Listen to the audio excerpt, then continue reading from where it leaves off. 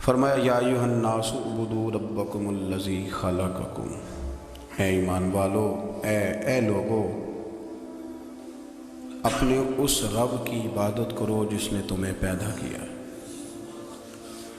والذین من قبلکم، اور ان لوگوں کو بھی پیدا کیا ہے جو تم سے پہلے تھے، تمہیں عبادت کا نفع یہ ملے گا لعلکم تتقون، کہ تم پرہیزگار ہو جاؤ گے۔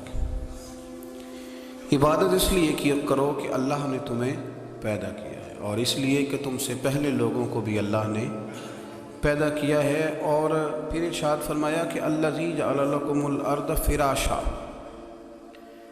وہی رب ہے جس نے تمہارے لیے زمین کو فرش بنایا ہے، والسماء بناء، اور آسمان کو چھت بنایا ہے، وانزل من السماء ماء فاخرج به من الثمرات رزقا لکم، زمین کو فرش بنایا، آسمان کو چھت بنایا، پھر آسمان سے پانی برسایا جس کے ذریعے پھل نکالے، اور وہ بھی کسی اور کے لیے نہیں، رزق لکم، تمہارے رزق کے لیے، وہ بھی تمہارے رزق کے لیے۔ یہ ساری نعمتیں تمہیں دی ہیں، اب فلا تجعلوا للہ اندادا، اب تم اللہ کے ساتھ کسی کو شریک نہ بناؤ، وانتم تعلمون، اور تم جانتے بھی ہو، تمہیں خبر بھی، تمہیں پتہ ہے کہ عبادت اللہ کی کرنی چاہیے، تمہیں پتہ ہے کہ نماز پڑھنی چاہیے، تم جانتے ہو کہ نوافل ادا کرنے چاہیے، تمہیں پتہ ہے کہ سجدے آنکھیں بند کر کے جھوٹ کی زندگی جی کے، اپنے ساتھ بددیانتی کر کے، دھوکہ دے کے، اپنے آپ کو دائیں بائیں، اپنے آپ کو کہیں مصروف رکھ کے کچھ وقت ضائع تو کر لیتے ہو، پر تمہیں پتہ تو ہے نا کہ عبادت اللہ کی کرنی، تمہیں اس کی خبر ہے۔ فرمایا اس رب کی، دیکھیں نا، انسان پر اگر کوئی شخص نیکی کر دیتا ہے، احسان کر دیتا ہے، تو انسان اس کے سامنے پھر گردن نہیں اٹھا سکتا، یار یہ میرے مشکل وقت کا دوست ہے، اس نے میرے ساتھ نیکی کی ہے، کبھی بھی گردن نہیں اٹھائے گا، جھکا کے رکھے گا۔ تو اگر عام کوئی نیکی کر دے تو اس کے سامنے انسان کبھی گردن نہیں اٹھاتا، تو جو رب ساری نعمتیں عطا فرمائے، جو کہے کہ تیری تخلیق میں نے کی، تجھ سے پہلوں کو بھی پیدا میں نے کیا، تیرے لیے زمین کا بچھونا بھی میں نے بچھایا، آسمان کی چھت بھی میں نے لگائی، تیرے لیے زمین سے ساری اناج کو، پھل کو، کھیتیوں کو نکالا بھی تیرے لیے، اب تو اس طرح کر کہ تو میری عبادت کر، تو میری بارگاہ میں جھک جا۔ بہت سارے نشے لوگوں کو لگے ہوئے ہوتے ہیں، ہر آدمی کوئی نہ کوئی نشہ کرتا ہے، کوئی دولت کا کرتا ہے، کوئی شہرت کا کرتا ہے، کوئی اپنی تعریف کا نشہ کرتا ہے، دو چار لوگوں سے تعریف سن کے مطمئن ہو جاتا ہے۔ ناراض تو نہیں ہو گیا اس جملے سے؟ آپ کرتے ہیں لوگ دولت کا نشہ بھی، یہ جب نقصان ہوتا ہے تو بندے بیمار نہیں ہو جاتے، پیسے ڈوب جاتے ہیں تو لوگ بیمار نہیں ہو جاتے، تو اس کا مطلب یہ ہوتا ہے کہ نشہ ٹوٹ گیا ہے۔ اب بہک ہوئے ہیں نا تھوڑے سے تو کانپتے ہیں، تڑپتے ہیں، پریشان، نشہ ہی اسی طرح ہی کرتا ہے نا، نہیں ملتا تو پریشان ہوتا ہے۔ یہ سارے نشے ہیں، مختلف قسم کا نشہ۔ اب مانتے نہیں اس بات کو، تسلیم نہیں کرتے، کیونکہ تسلیم کرنا بڑا مشکل کام ہے، اس کے لیے تو بڑی ساری چیزیں جو ہیں وہ دبوچ کے اور بڑی سارے رستے پھلانگ کے آنا پڑتا ہے، تو بڑا مشکل ہے ماننا، ورنہ کرتے ہیں ہم، ہمارا مزاج ہے۔ یہ گھومنے پھرنے کا، دنیا دیکھنے کا بھی ایک نشہ ہے، یہ بہت ساری باتیں کرنے کا بھی ایک نشہ ہے، گپ شپ کا بھی ایک نشہ ہے، دو چار لوگوں کی جب تک پگڑیاں نہ کھول لیں، بعض لوگوں کو نیند نہیں آتی، یہ غیبت کا، چغلی کا، بددیانتی کا، یہ بھی ایک نشہ ہے۔ اس پر ملا رومی رحمۃ اللہ نے بڑا کلام لکھا ہے، وہ کہتے ہیں مانگ کے کھانے کا بھی نشہ ہے، مانگ کے کھانے کا بھی نشہ ہے۔ وہ کہتے ہیں کہ ایک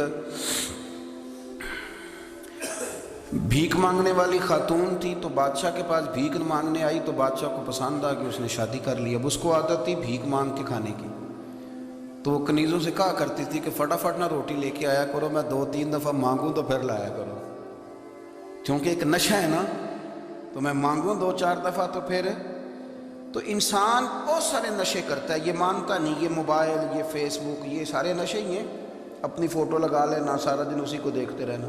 اور بڑے بڑے سیانے بندے جو وزادار ہیں، بڑے وزادار لوگ ہیں، لیکن وہ بھی سنجیدگی کے قائل نہیں، اس طرح کے نشوں کا شکار ہیں. یہ سارے نشے ہیں جو ہم نے پال لیے. ہمارے صوفیاء، ہمارے بزرگ فرماتے ہیں کہ تم اس طرح کرو، اگر سارے نشوں سے بچنا چاہتے ہو تو سجدے کا نشہ شروع کرو، سجدے کا نشہ شروع کرو. یہ نا اقبال کہتے ہیں ہو عطار ہو، رومی ہو، رازی. آپ بات کو سمجھیں، عطار ہو، رومی ہو، رازی ہو، غزالی ہو، کچھ ہاتھ نہیں آتا بے آہ سحر گاہی.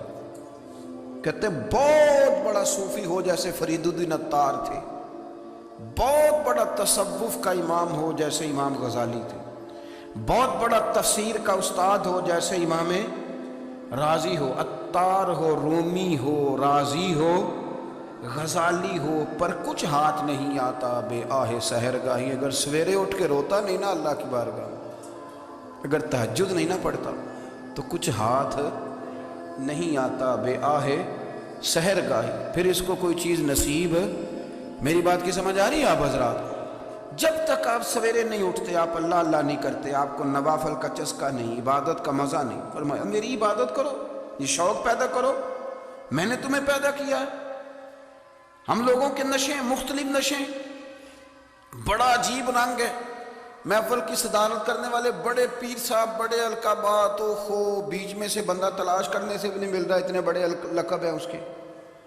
لیکن وہ سج سنور کے 2.5 گھنٹے بیٹھا رہا محفل میں، اور نماز کا وقت آیا تو اس نے مختصر سی پڑھی، وہ نکل گیا. وہ ہلکے سے سجدے کی. او اتنا بڑا عشق رسول نعت کا، او ہو کیا بات ہے. اور عشق رسول کا بہت بڑا پیغامبر، بہت بڑا مبلغ. وہ بیچارہ سمجھ ہی نہیں سکا کہ اللہ کے رسول نے فرمایا تو نماز پڑھ میری آنکھیں ٹھنڈی ہو جائیں گی. تو یہ نشے کے عادی تو ہیں پر حقیقت کے قائل نہیں ہیں. یہ بس ٹھیک ہے، خوابوں کی دنیا میں لوگ زندہ ہیں، پر جن کو یہ جو نشہ تھا نا عبادت کا، یہ میرے رسول پاک کی چاہت ہے، یہ میرے نبی کریم علیہ السلام کی. آپ دیکھیں نا حضور مہینوں جا کے غار حرا میں بیٹھتے. کیا وہاں تبلیغ کرتے تھے؟ کوئی کتاب لکھتے تھے؟ رسول کریم علیہ السلام مہینہ رہتے غار حرا میں. کوئی نہ مجھے دیکھے، کوئی نہ مجھے ملے. حضور یہاں کیا ہے؟ فرمایا میں اپنے رب کی عبادت کروں گا. نبی کریم علیہ السلام نے سجدوں کے ساتھ پتھروں اور پہاڑوں کو آباد کر دیا، سجدوں کے ساتھ. آپ کا سجدہ آپ کو بہت ساری چیزوں سے چھڑا لیتا ہے، یہ بہت ساری جگہوں سے جھکنے سے بچا لیتا ہے. صوفیاء، اولیاء یہ کیا کرتے تھے؟ یہ سجدے کا ذوق ہی تو پیدا کرتے تھے. سجدے کا ذوق. شاہ عبدالعزیز دباغ رحمۃ اللہ تعالی علیہ اپنے مریدوں سے فرمایا کرتے تھے کہ اگر تم پکے نمازی بن جاؤ نا، تہجد گزار ہو جاؤ، تو میرے پاس آنا جانا چھوڑ دینا. عرض کی حضور کیوں؟ فرمایا میں تمہارے اور رب رسول کے رستے میں رکاوٹ نہیں بننا چاہتا. اب میرا مقصود ہے تمہیں وہاں تک پہنچانا. جب پہنچ گئے تو پھر میری ضرورت ختم ہو گئی. ہاں کبھی وسوس آئے، شک پیدا ہو، تکلیف ہو تو آنا، ورنہ میں نہیں چاہتا کہ میں رکاوٹ بنا رہوں.